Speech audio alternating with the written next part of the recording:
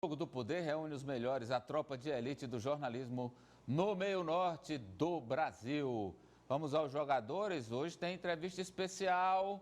Olha só, nosso convidado já ao vivo, deputado federal pelo Rio Grande do Sul, ex-ministro da Cidadania já no governo Bolsonaro, deputado Osmar Terra, do MDB. Boa tarde, deputado, obrigado por ter aceito o nosso convite.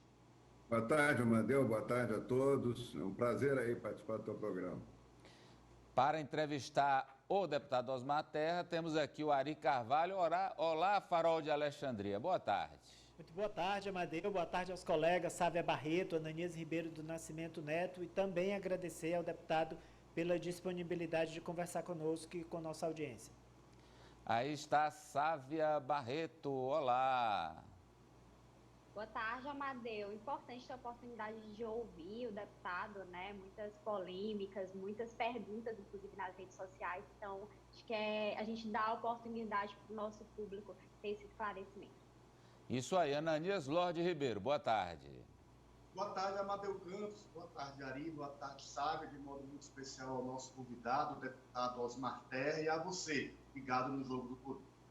Só informação, antes de começar com a entrevista, já está acontecendo a live do governador Wellington Dias, onde ele está informando sobre pesquisa feita sobre números atualizados da Covid e vai dizer se prorroga o atual decreto de distanciamento social, se flexibiliza ou se torna esse decreto ainda mais restritivo.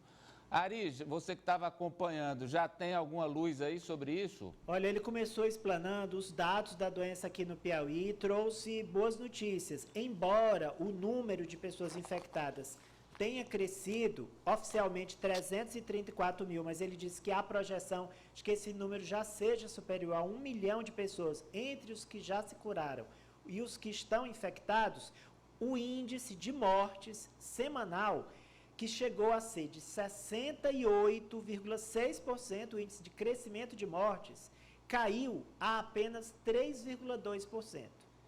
Ou seja, a cobrança por vagas em leitos de UTI, a pressão por essas vagas, caiu drasticamente, Amadeu. Mas ele ainda não estou falando das medidas. Não, aí. Ele ainda está apresentando os gráficos para depois anunciar as medidas. Tá bem, a tendência é que ele prorrogue por mais uma semana as atuais circunstâncias do distanciamento social. O deputado Osmar Terra é também médico e estabeleceu uma polêmica sobre esse distanciamento social aplicado nos estados. Ele considera que poderíamos fazer algo diferente com melhores resultados. Mas eu quero começar o seguinte, deputado, o Brasil... ele hoje é considerado pela Organização Mundial de Saúde o centro, né, da epidemia. A América do Sul é centro e o Brasil é o centro do centro dessa epidemia. E essa fim de semana agora nós batemos na trágica informação das 50 mil mortes. Onde foi que nós erramos? Onde foi que o Brasil errou para que a gente tivesse um número tão alto de 50 mil mortos até agora? Bom, Amadeu, eu posso te responder da seguinte maneira. Eu não sou só médico, eu fui secretário de saúde 8 anos do Rio Grande do Sul, enfrentei 3 grandes epidemias. Como presidente da Frente Parlamentar da Saúde, acompanhei outras epidemias no Brasil. Eu conheço esse assunto, não é um assunto que eu sou leigo ou que eu não tenho conhecimento mais especializado, eu conheço, né? E eu posso dizer que quarentena e lockdown não funcionam, não tem efeito. A prova está aí, né? Numa quarentena e lockdown comandado basicamente pelos governadores no Brasil inteiro, nós estamos com mais de 50 mil mortes. Onde é que evitou mortes isso? Ah, mas podia ser pior. Podia ser pior é um argumento muito fraco, né? Porque tudo pode ser pior, né? Eu quero saber se o Brasil hoje é o centro do centro, com mais de 50 mil mortes, onde é que a quarentena e o lockdown diminuiu o risco, né? Não diminui, não tem evidência científica nenhuma disso. O mundo inventou, a partir de uma universidade da Inglaterra, inventou que nesta epidemia ia se fazer lockdown e quarentena, porque era uma epidemia que ia matar milhões de pessoas, dezenas de milhões de pessoas no mundo. Errou no cálculo, errou na projeção e errou na proposta. A quarentena, inclusive, é uma quarentena, é o Imperial College, essa universidade, eu vou mostrar para vocês. A quarentena era de 18 meses. 18 meses de quarentena. Essa é a proposta original. Quem defende nem tem coragem de falar isso, né? Quem defende a quarentena. Mas, 18 deputado, meses. Né? Deputado, desculpe interrompê-lo. Só completar o raciocínio. Pois não. Só completar o raciocínio. Então, o que nós temos que entender é que o erro foi ter adotado uma política que não tem fundamento científico, que não funciona, está aí a prova, não funciona, né? E que se deixou de usar os protocolos científicos que se usam em todas as epidemias. E que eu usei, por exemplo, na pandemia do H1N1 no Rio Grande do Sul, que foi o epicentro. Naquela época, o Rio Grande do Sul foi o que é hoje São Paulo, né, no coronavírus. O Rio Grande do Sul foi o epicentro da epidemia. Então, eu posso dizer para vocês que nós não fechamos um bar, não fechamos um restaurante, fechamos, depois reabrimos as escolas, porque não adianta fechar a escola, o contágio das crianças é maior fora da escola que dentro da escola. E nessa epidemia, a criança praticamente não pega esse vírus, né? Tem ainda essa vantagem, né? Então, eu acho que o procedimento foi errado, a visão foi errada. Foi um efeito manada em cima do medo, né? Não quiseram pagar para ver se estava certo ou não aquela projeção. E aí uma parte do mundo entrou nisso, outra parte não entrou. E os países que não fecharam, que não fizeram quarentena, hoje servem de comparação com muito menos morte, com muito menos pessoas contaminadas do que os países que se fecharam. Mas, então, quais são esses países, deputado? Porque a grande maioria das nações fez a quarentena, muitos fizeram lockdown. A China, que é exemplo de número pequeno de mortes em relação à população, fez. Coreia também. A Nova Zelândia também. Os países assim mais exitosos no combate à pandemia fizeram. Posso dizer, a Coreia, que é o que tem o melhor resultado, não fez quarentena nem fez lockdown. Todas as escolas ficaram funcionando normalmente, todo o comércio ficou funcionando normalmente. O que a Coreia fez de diferente e com muita competência foi testagem. Ela testou, ela foi atrás do vírus, não esperou o vírus vir atrás das pessoas. E localizava e isolava as pessoas. A Coreia fechou a curva epidêmica, todas as viroses pandêmicas, elas têm uma curva que elas fazem 13 semanas. Isso ninguém explica para a população, né? 13, 14 semanas. Sobe e desce, né? Por quê? Porque aumenta o contágio da população, vai aumentando, chega um ponto que para. Aqueles que são suscetíveis, que hoje está se discutindo se não chega nem a metade da população do mundo, os que são suscetíveis se contaminam, criam anticorpos, 90% não sente nada e vai transmitindo. E o vírus para de progredir porque encontra muita gente com anticorpos. E termina a epidemia sozinha. Essa curva que queriam achatar com essa quarentena, essa aqui é a história. Ó, quando se assustaram, essa é a curva normal dos vírus. Toda epidemia é isso aqui, 13 semanas, 14 semanas. Aqui era a curva que queriam fazer, ó, da quarentena. Que eles pichar, ou não ter um pico alto para a rede poder atender, a rede hospitalar poder atender e tal. E isso aqui não aconteceu em lugar nenhum do mundo, não é no Brasil, não aconteceu em lugar nenhum do mundo. Aconteceu isso aqui, ó. Eu posso mostrar para vocês a curva dos países da Europa, né? Os países da Europa aqui, ó. Isso aqui é Espanha. Vou mostrar para vocês, isso aqui é o Reino Unido, ó. Não tem achatamento de curva nenhuma. Subiu e desceu, já está terminando lá também, né? Aqui é a Itália, que a nossa televisão divulgou tanto para assustar as pessoas, ó. A Itália subiu sem achatamento nenhum a curva e já desceu. E esse exemplo, a Alemanha, ó. A Alemanha é uma curva clássica, de 13 semanas. Né? Aqui eu vou mostrar duas coisas para vocês também aqui, ó. Essa aqui é a curva da gripe espanhola, 1919, ó, 13 semanas. Foi a que mais matou gente no mundo. Né? Matou 50 milhões de pessoas. Deputado. Essa aqui é a curva de Wuhan, na China. A China não fez lockdown, só fez lockdown nessa província aqui de Hubei. Ela bloqueou porque ela não sabia o comportamento do vírus e bloqueou a província. Mas, deputado, olha... O resto da China continua, as escolas funcionando, Me permita, a economia deputado. funcionando, não parou nada. Me permita, deputado. E isso aqui é o exemplo da quarentena na Itália. Ó. Até aqui não tinha quarentena. Nesse dia fecharam toda a Itália em quarentena, estado de sítio, isso aqui é o número de casos. Fecharam toda a Itália em estado de sítio para diminuir o número de casos, né? E olha como é que explodiu o número de casos. O contágio é muito maior dentro de casa do que fora. O ambiente ideal para o vírus se propagar é dentro de casa, não é na rua. Deputado. Não é com vento, não é ao ar livre. Né? Isso aqui é a pesquisa da Universidade de Hong Kong, em cima da epidemia da China. Eu vou ler para vocês, não sei se dá para ler, a conclusão. Todos os surtos identificados de 3 ou mais casos ocorreram em ambiente interno de casa, o que confirma que o compartilhamento do espaço interno é um grande risco de infecção pelo SARS-CoV-2. As evidências científicas mostram que trancar as pessoas em casa não tem resultado. Aumenta até o contágio. Deputado. Hoje tem vários trabalhos mostrando que aumentou muito o contágio nos lugares que se fecharam, em quarentena. Pode ser que no Brasil também, mais tarde, a gente chega a essa conclusão. Vamos lá, deputado. A gente tem uma correspondente, inclusive, na Europa, a Socorro Sampaio, e ela traz diariamente esse andamento, o que está aumentando. Inclusive, hoje, está aqui na pauta dela, ó, o aumento numa espécie de segunda onda da Covid-19, chegando à Espanha, na China também. Pequim está em distanciamento social, e nos Estados Unidos, vários estados também com número crescente, ainda não sabem se seria uma segunda onda ou a atual, que ainda não terminou. Mas esse é um assunto que vai cansar o nosso telespectador. Eu tenho dados dos Estados Unidos e da China. Tá, mas vai cansar o nosso telespectador. Então, deixa eu fazer uma pergunta aqui para o senhor. O mundo enlouqueceu, deputado? As autoridades de saúde do mundo, os médicos, os cientistas, todo mundo ficou louco, a Organização Mundial de Saúde, os governos, para levar a população mundial a essa situação que o senhor disse que é muito pior do que se nada disso tivesse sido providenciado? Houve uma loucura, é uma política de... O que foi? Primeira pergunta, eu te respondo com uma outra pergunta. Que mundo todo é esse? Se os países da Ásia não fizeram. Que mundo todo é esse se Xangai, por exemplo, nunca fechou tudo?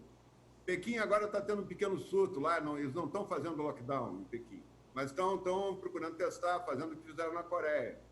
Os Estados Unidos têm 6 estados americanos que não fecharam, dos 50 estados. São os 6 que têm a menor mortalidade. A Suécia não fechou na Europa. Vamos pegar um exemplo da Europa, um país adiantado. Mas a Suécia, comparando com a Dinamarca... E o número de óbitos, deixa eu só terminar. O número de óbitos da Suécia, por milhão de habitantes, portanto, proporcional à população, de pessoas que infelizmente vieram a falecer, é menor que da Inglaterra, é menor que da Espanha, é menor que da Itália e é menor que da França. E não fechou. As aulas não pararam, as pessoas usaram o protocolo que se usa em toda epidemia, até hoje. Inventaram essa história de quarentena nessa. Nas outras todas era proteção, máscara, lavar as mãos, proteção individual, proteger grupo de risco, fazer com que as pessoas, o ambiente de trabalho fosse todo higienizado o tempo todo. E com isso funcionou. Eu enfrentei a epidemia. Eu posso dizer para vocês de experiência no front. Não é de leitura, né, de jornal. É de experiência no front. Não funciona fechar. O contágio não reduz contágio. Mas eu insisto na pergunta, por que então eles fizeram isso? Por que a OMS fez isso, deputado? A OMS errou várias vezes. Primeiro, quando ela disse que não tinha pandemia ainda. Ela levou 2 meses para reconhecer a pandemia. Errou. Ela errou quando defendeu a quarentena sem ter trabalho científico. Amadeu, me mostra um único trabalho científico, evidência científica. Não é projeção matemática. Projeção matemática, o papel aceita tudo, né? Evidência científica, comparando. A única maneira que você tem que fazer é comparando quem fechou com quem não fechou. Não tem outra maneira de comparar, de ter evidência científica. Quem fechou e não fechou, o que deu, qual foi o resultado? Me mostra uma que funciona, uma só, que o resultado foi melhor fechando. Não tem, não existe. A Rede Globo e outras televisões fizeram uma campanha muito grande, assustando as pessoas, informando um pouco e assustando muito, né? As pessoas ficaram com medo, foram para casa, e isso deu pesquisa de opinião pública favorável aqui, se fechando em casa, aí deu mais força para os governadores fazerem que estão fazendo. E aqui eu quero dizer que eu tenho um enorme respeito pelo Wellington, viu? Fiz grandes parcerias com o Wellington, de sucesso, na área de saúde, na área de primeira infância, em várias áreas. Eu não estou fazendo uma crítica ao governo dele. Estou dizendo que essa decisão foi errada. As pessoas podem errar. Né? E sabe quem é que começou a errar e que gerou esse efeito manada no mundo? O primeiro-ministro da Inglaterra. Ele estava fazendo a política tradicional de enfrentamento à epidemia, com os protocolos científicos de proteção, higienização. Quando veio essa pesquisa do Imperial College, ele se assustou e fechou. E a Suécia, que estava usando o mesmo protocolo científico, não fechou. E dá para comparar os dois países agora. O resultado da Suécia é muito melhor. E um detalhe, as mortes da Suécia, 70% das mortes da Suécia foram idosos em asilos. Aliás, a maior parte das mortes no mundo são idosos em asilos. E os idosos em asilos é o lugar de maior risco nessa epidemia. Mais da metade são pessoas que já estavam isoladas socialmente há muito tempo. Porque isolar as pessoas não funciona. Vamos lá, isso que eu estou dizendo. As pessoas têm que aprender a se proteger individualmente e proteger o grupo de risco. Só um esclarecimento. Aqui a gente não tem tese. A gente só quer saber assim, objetivamente por que as coisas acontecem. Esse é o nosso objetivo. Vamos lá, Ari.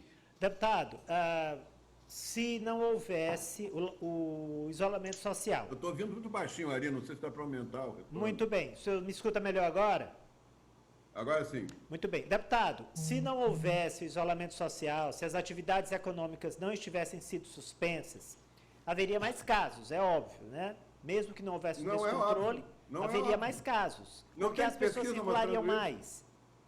Não é óbvio. Tu acha que 2 milhões de casos, 50 mil mortes é pouco? Então, vou reformular a pergunta. O que provocou as 50 mil mortes foi o isolamento social? Em parte foi. O que eu estou dizendo é que o isolamento social não ajudou a reduzir.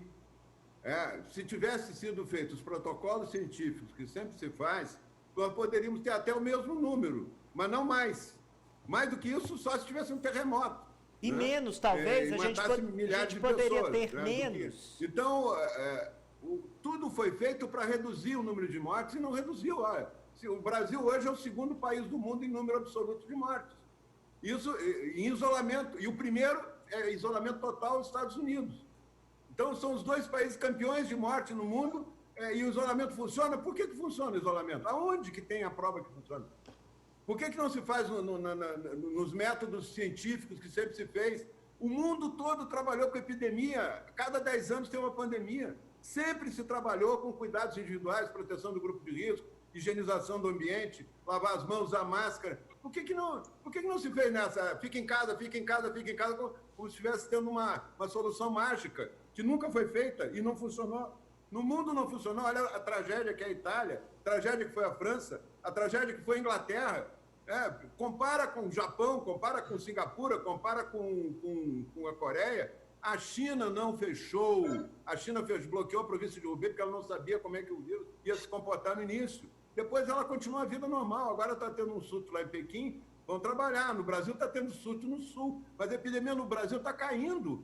Vocês estão melhorando aí o número de casos pela qualidade dos profissionais que tem na área da saúde, é claro, mas também porque caiu vertiginosamente o número de casos no Maranhão e no Ceará, que são lindeiros com o Piauí, que estavam o pico já passou, o número de casos aí. Né? O pico já passou. Porque caiu, a curva está caindo. É a curva normal, não teve achatamento, não teve nada. Pergunta, Ananias. O senhor está mostrando com isso que o pico já passou? Já passou.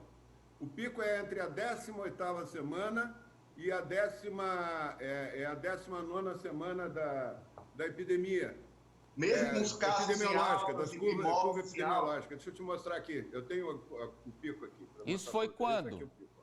Esse pico foi quando? Foi entre a última semana de abril e a 1ª de maio. De lá para cá desabou, está desabando nos estados. Olha aqui, vou dar um dado para vocês aqui. Isso aqui é Rio de Janeiro. Rio de Janeiro chegou quase ao colapso. Olha aqui. Essa é a 1ª semana de maio. 2.435 internações. A única maneira de medir essa epidemia não é pelo número de casos, porque o número de casos depende dos testes. Se tem mais teste, tem mais casos. Se tem menos teste, tem menos casos.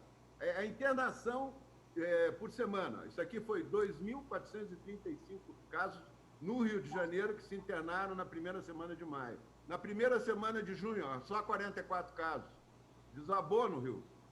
Está esvaziando os hospitais, está esvaziando no Maranhão, está esvaziando no Ceará, está esvaziando em Manaus. Manaus está com menos da metade da ocupação dos leitos, está começando a cair em São Paulo. E no Rio de Janeiro caiu muito, né? Eram os 5 epicentros da epidemia. O Piauí, graças a Deus, o Piauí teve um resultado melhor. O Piauí não teve a quantidade de contágio que teve antes de acontecer a epidemia, que teve nesses estados. Por causa de voos internacionais, da questão do turismo no Rio Amazonas. Então, o Rio Amazonas, a população fica andando de barco muito tempo, aumenta o contágio. Então, mas aí em grandes aglomerados. Eu não defendo aglomerados. Eu defendo a política de cuidados individuais e manter a atividade econômica. Sávia. Onde foi feito isso, o resultado foi muito melhor do que quando se fechou todo mundo em casa e se trancou o comércio. Deputado, os Estados Unidos interromperam os estudos com a cloroquina por avaliar que ela não dava resultados positivos no combate à Covid-19. O senhor acredita que o Ministério da Saúde, o Brasil, deve continuar, de certa forma, incentivando a utilização desse medicamento, ou a gente deve passar para outros estudos, outras etapas e testar outras drogas?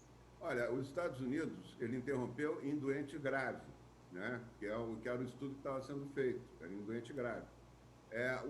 Tudo indica que o efeito da hidroxicloroquina é melhor no início dos sintomas. Quando começam os sintomas, evita que as pessoas, que o quadro fique grave, diminui a internação em UTI. Esse é o resultado da experiência dos profissionais que estão atuando.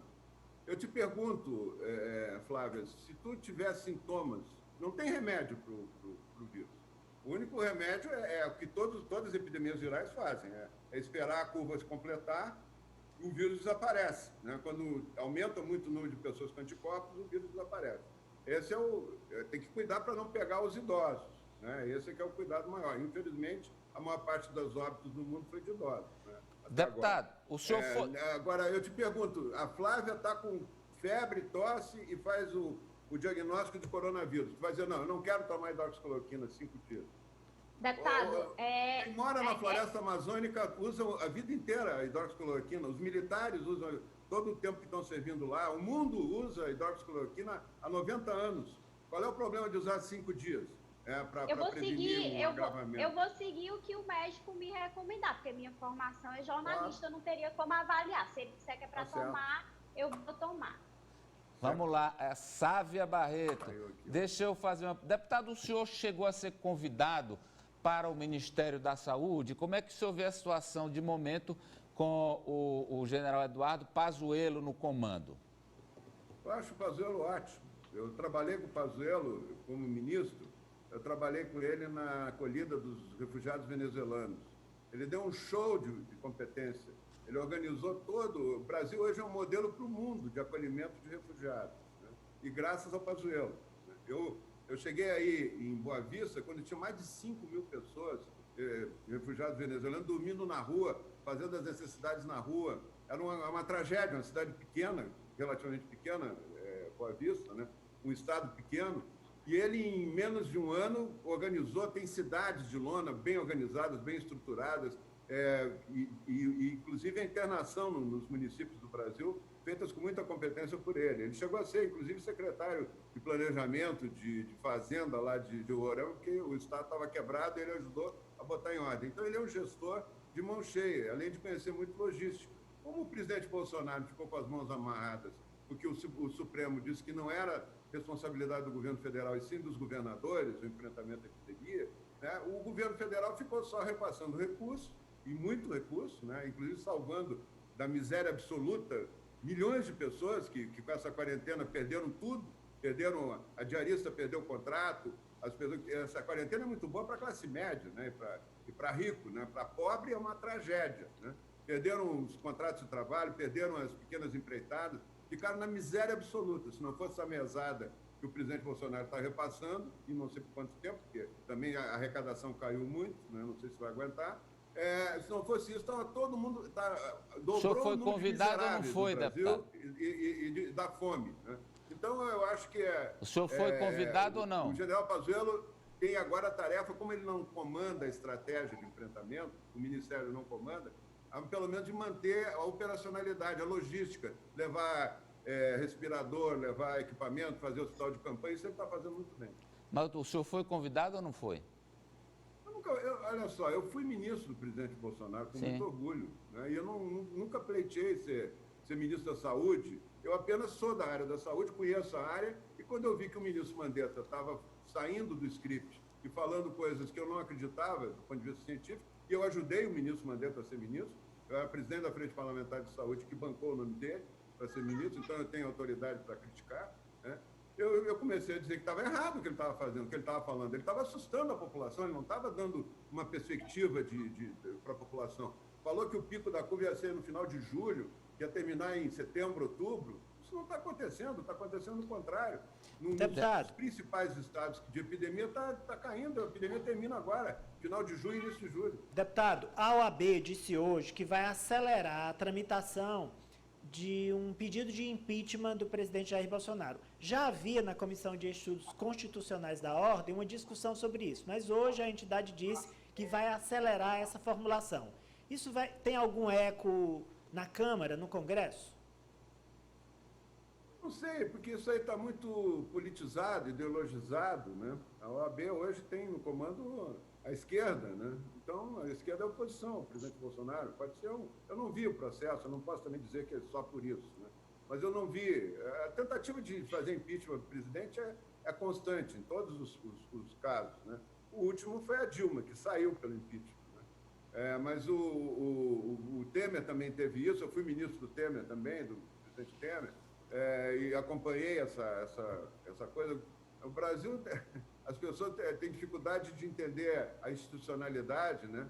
E o respeito aos votos, né? Então, quando é caso grave de depressão, que o país está quebrado e tal, como foi no caso da Dilma, ainda, para mim, se justifica, mas nesse caso agora não tem justificativa. Aliás, no caso da Dilma, o senhor votou pela saída dela, né? Pelo impeachment, votei. Pois é, votou pelo impeachment. Votei e trabalhei pelo impeachment.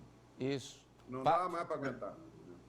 Deputado, o governador Wellington Dias acabou de prorrogar o isolamento social até o dia 6 de julho. Ou seja, nós vamos ter aí mais 2 semanas de isolamento em Teresina, aliás, em Piauí. O senhor que conhece bem o governador, tem uma boa relação com ele, o que o senhor diria para o Wellington Dias diante desta situação que o estado de Piauí se encontra? A gente já chegou na marca de 500 mortos, são 15 mil casos confirmados, a taxa de transmissão de 1,1.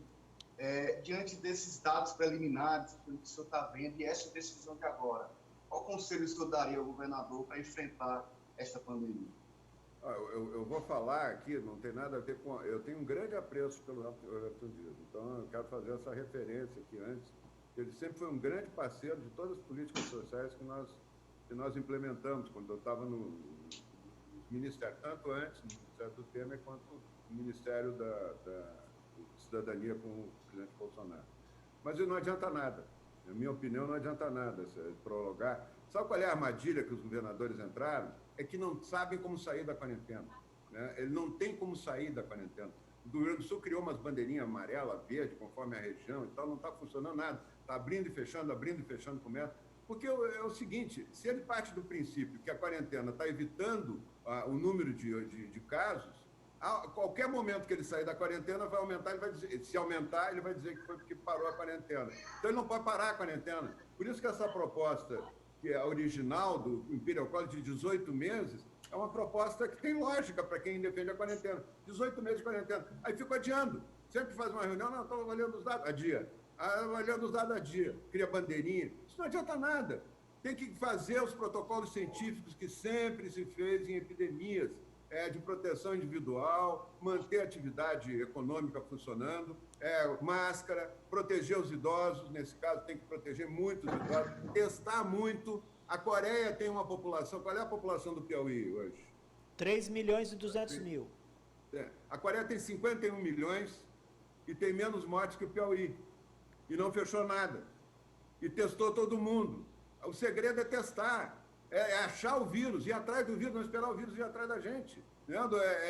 Quando tu testa, tu pega todo mundo que teve contato com aquela pessoa que deu positivo, testa todo mundo. Vai fazendo uma rede e vai isolando essas pessoas, diminui o contágio, muito mais do que trancar as pessoas em casa, quem é portador assintomático de vírus com quem não é. Se tem um portador assintomático em casa, ele contamina todo mundo. Olha a segurança, a Cláudia Raia estava fechada, Cláudia Raia, aquela artista famosa, com toda a família, 50 dias fechada em casa, comprando por delivery, todo mundo pegou o coronavírus. Deputado. A Itália estava fechada, por que aumentou o caso? Porque tem portadores assintomáticos. Não tem como tu isolar uma casa completamente, não tem como fazer isso. E o vírus não está ali atrás do vidro da janela. A rua tem muito menos vírus circulando em cima das pessoas, aliás, não tem vírus circulando em cima das pessoas, do que tem em casa nas gotículas, fica o ar parado, não tem vento, não tem nada, fica aquelas gotículas com vírus flutuando na mesa de refeição, flutuando na sala quando as pessoas se reúnem. E qual é o isolamento que tem os pobres? Pelo amor de Deus, em casa de 20, 30 metros quadrados, com 6, 8 pessoas morando juntas, que isolamento social que tem aí? É mais seguro você botar máscara e sair para trabalhar do que ficar 24 horas fechado com 8 pessoas num ambiente pequenininho, todo mundo falando um perto do outro. O vírus se transmite pelas gotículas de saliva, minha gente. Nós temos que entender isso. Vamos lá, e é Sávia. só proteger isso que a gente se protege. Deputado, o senhor já disse publicamente várias vezes e também no seu Twitter que a forma de contabilizar o número de mortos por Covid-19 ela é incorreta, ela é falsa e dá uma impressão errada para a população a respeito da pandemia. Mas no mundo todo, essa é a metodologia que é utilizada na maioria dos países, no sentido de contabilizar no dia aqueles testes positivos, não só de quem faleceu naquele dia. Eu queria que o senhor explicasse por que mudar, por que o governo gostaria de mudar e qual seria a maneira ideal de fazer essa contabilidade para a gente entender como está a curva no Brasil. Isso aqui é Pernambuco, ó. A Secretaria de Pernambuco faz, por que os outros não podem fazer? Ele coloca a morte no dia que aconteceu. É isso que eu estou dizendo. Se tu juntar casos atrasados de registro e concentrar num dia só aqui, vai parecer que está lá em cima, que está aumentando. Muda toda a estratégia de enfrentamento. Se tu jogar esses 1.600 casos que deu ontem, 600 e poucos casos, eu tenho certeza que menos da metade ocorreram nos últimos 3 dias. E o resto ocorreu em 50 dias. São os registros atrasados dos municípios. O sistema de saúde funciona assim. Tem que vir informação lá do município, atrasa, demorou a fazer o teste. Isso aí, jogar tudo num dia só, olha só, se tu bota no dia certo, a curva ela tende a fazer isso. Porque aumenta os casos aqui atrás, né? Aumenta o número de casos que ocorreram antes. Se tu bota tudo num dia, se tu pega de todos esses dias e bota tudo aqui, a curva fica assim, parece que está piorando. O Rio de Janeiro, como eu mostrei para vocês, está caindo vertiginosamente o número de pessoas que se internam. Os hospitais estão se esvaziando. Mas o número de mortes aumenta. Por quê? Está errada como se coloca. Se o Pernambuco pode fazer isso, o Brasil inteiro pode fazer isso. Eu estou cobrando do general Pazuello. Estou cobrando do ministro Pazuello isso aqui. Bota na data certa, só isso. Eu não estou questionando o número. Eu estou questionando é que, ao mudar de posição o número de óbitos, o número de internações, o número de casos, nós estamos falseando o resultado e propondo uma política diferente. Se está assim, é sinal que está piorando muito. Né? Deputado, não está. É isso que eu estou dizendo. Deputado, temos muitas perguntas aqui dos telespectadores e vou já repassar, mas antes ainda tem uma minha que é a seguinte: o governo Bolsonaro fez a aliança com os partidos chamados Centrão, né, partidos aí, do centro brasileiro. Com isso, o senhor acha que o governo consolidará uma base, consolidará uma maioria lá no Congresso, Câmara e Senado, e com isso o governo fica blindado para qualquer tentativa de impeachment ou afastamento? Olha, eu não sei te dizer isso, porque o governo, no princípio, o presidente tem a obrigação de tentar ter maioria no Congresso. Né? Ele, desde o início, tomou uma atitude muito corajosa, que nenhum outro presidente teve coragem de fazer. Ele não negociou, o ministério que ele escolheu, ele não negociou com nenhum partido político. Ele escolheu pela história pessoal. Então, isso para mim foi uma homenagem. Quando ele me surpreendeu com a escolha dele, porque eu tinha sido ministro do governo Temer, então eu fiquei muito honrado com a escolha. foi uma homenagem à minha história de vida, né? Então, eu agradeço muito a ele por esse reconhecimento. E nós nunca fomos amigos, assim, de conversar muito e tal, foi um reconhecimento de biografia, né? A mesma coisa ele fez para escolher o Paulo Guedes, né? Que, se dependesse dos banqueiros, o Paulo Guedes jamais seria ministro da Economia, né? Porque ele foi o ministro da Economia que mais reduziu os juros na história do Brasil. Ele escolheu a Tereza Cristina, que está dando um show na área do agronegócio, né? E aí foi em comum acordo com a bancada do agronegócio, não foi com o partido político. Ele escolheu o próprio Moro, ele escolheu o Moro um ato de coragem. Eu duvido que outros candidatos escolheriam o Moro para ser ministro da Justiça. Mas agora ele está mudando, né, deputado? Ele escolheu, né? Ele escolheu, teve a divergência lá com o Moro saiu e tal, eu achei que o Moro não devia ter saído, mas ele foi muito corajoso. Agora ele está negociando com os partidos, não está negociando os ministérios, mas está negociando alguns espaços na esplanada e tal, que eu acho que é normal que os governos façam. Então, eu acho que mas blindar não blinda, porque o que a Dilma fez de acordo, você não faz ideia. O que ela fez de acordo para não ter impeachment, o problema é que era a população na rua pedindo impeachment, né? Era a economia indo lomba abaixo, sendo destruída, a saúde mal, a educação ruim. Então, o povo foi para a rua e pediu. Aí é outro nível. Agora não tem povo na rua pedindo impeachment. Ao contrário, tem muita gente saindo na rua para apoiar o presidente. Então, se o senhor está dizendo, hoje está blindado, mas se o povo for para a rua, pode complicar, não existe blindagem. Né? O problema é que o povo vai para a rua quando não tem perspectiva. Nós ficamos sem perspectiva no governo da Dilma, não tinha futuro. Estamos falando em tese. Se deixar o presidente trabalhar, tem futuro. Estamos falando em tese. Agora vamos lá com as pessoas que estão ligando para nós. Ulisses, se testar e procurar doentes infectados e isolá-los era tão importante porque o governo Bolsonaro não enviou testes para todo o país e só gastou 20% do valor disponível para o combate à Covid.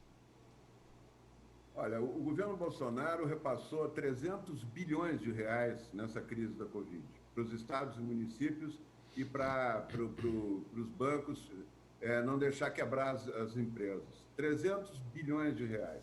Né? Isso está um recurso, o maior recurso da história, foi repassado aos municípios para enfrentar o Covid. Então, isso aí eu conheço. Né? Essa conta aí de 20%... Não, mas eu digo, o Ulisses está falando dos testes. Tá. A questão dos testes. Esse planejamento tinha que ter sido feito pelo ministro Mandetta. O presidente Bolsonaro decretou estado de emergência em saúde pública no dia 4 de fevereiro. A epidemia começou no Brasil na terceira semana de março. Então, teve o mês de fevereiro inteiro. Deviam ter adiado o carnaval, não adiaram, porque o vírus já estava circulando desde janeiro no Brasil. Né? Não adiaram o carnaval, todo mundo dizia que era gripezinha antes do carnaval, e não foi o presidente Bolsonaro que disse isso. Quem disse isso foi o Drauzio Varela, numa gravação ele é o cara, muito respeitado, eu respeito muito ele, mas ele errou ali e disse que era uma gripezinha, que não tinha problema nenhum. Antes do carnaval era gripezinha, depois do carnaval passou a ser o apocalipse, né? Então, porque não podia parar o carnaval, porque dava muito dinheiro, que os governadores, se adiassem o carnaval, iam ter um desgaste enorme, né? Mas o carnaval devia ter sido adiado, como foi adiada a Olimpíada no Japão, né? Deviam ter adiado. Mas aí veio a epidemia e explodiu, e o ministro Mandetta, que tinha prometido 27 milhões de testes, eu achei que ele tinha comprado já os testes não apareceram, né? Agora a produção de testes aumentou muito, eu acho que não só o governo federal, mas o governo do estado pode comprar testes, o governo do município pode comprar testes. Estão comprando. Como eu estou sugerindo em alguns, para quem me pergunta, os empresários podem comprar testes. As empresas que têm mais de 10 funcionários, 20 funcionários, por que elas não testam os funcionários a cada 10 dias? Deputado, a cada semana? Vamos lá para a gente atender mais gente. A Sônia está dando parabéns ao senhor pela lucidez e o que o senhor é que deveria ser o nosso ministro da Saúde. Muito obrigado. O Marcos... Não é isso que eu estou pretendendo.